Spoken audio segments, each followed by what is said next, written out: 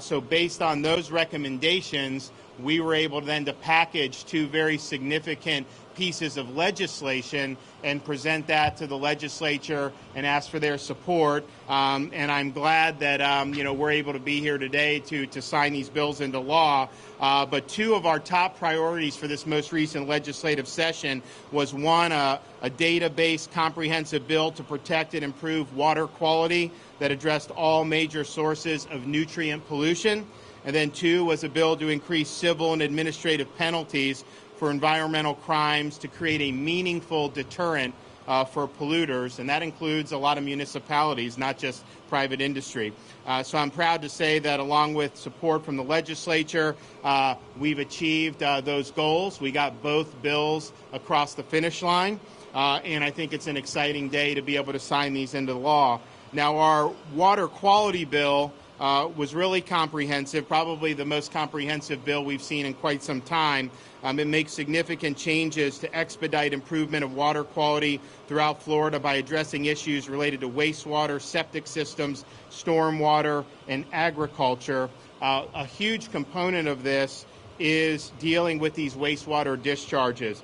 Many wastewater treatment systems in Florida are poorly maintained, and the network of pipes supporting them have fallen into disrepair. As a result of this, even relatively moderate rain events can cause a system to be flooded, forcing a discharge of raw sewage into waterways and estuaries.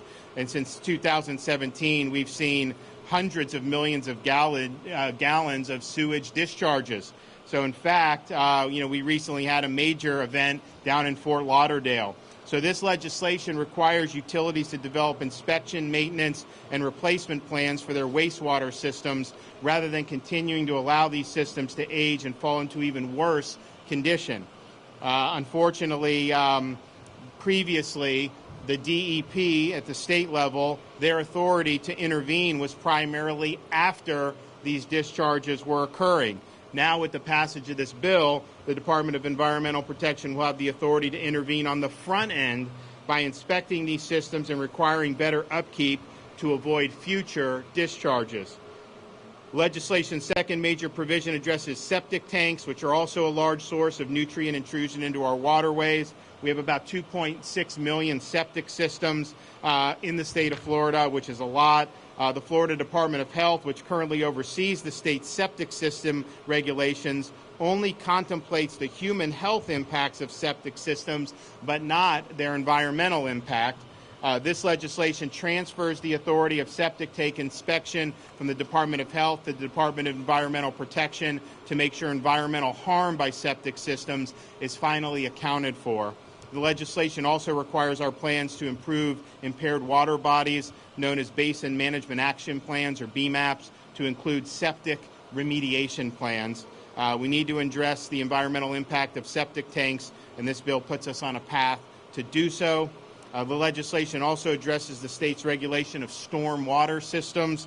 When it rains, the stormwater system should be able to ensure the flow of water does not carry pollutants and nutrients into our waterways. Stormwater systems throughout the state are based on outdated science and are largely based on the singular purpose of preventing flooding, not adequately accounting for environmental impact. So this legislation directs the Department of Environmental Protection to adopt rules to ensure that our storm water systems throughout the state reflect the most up-to-date science and fully contemplate environmental harm. And finally, the Act acknowledges the role that agriculture plays in terms of agricultural runoff with our water quality, and it requires the Department of Agriculture and Consumer Affairs to perform on-site verification of best management practices every 2 years. And while this is a function with the best management practice that is regulated by the Department of Agriculture and Consumer Services, this bill will hopefully support those efforts. So all these changes are a really strong step forward for Florida's environment, certainly one of the most significant pieces of substantive legislation in quite some time, and I'm going to be happy to sign that in the law just in a minute. We also have our environmental accountability bill. Along with our water quality bill, we needed a bill that had penalties for violating environmental laws that actually do what they're supposed to do, serve as a meaningful deterrent against bad actions. If you have penalties that are too low, that just becomes a cost of doing business. And so most of the penalties that we have in law have basically been there for 20 years, and they really didn't pack the punch that they needed to. So this bill not only increases civil and administrative penalties by 100% for sanitary sewer overflows, and 50% across the board for all other environmental crimes.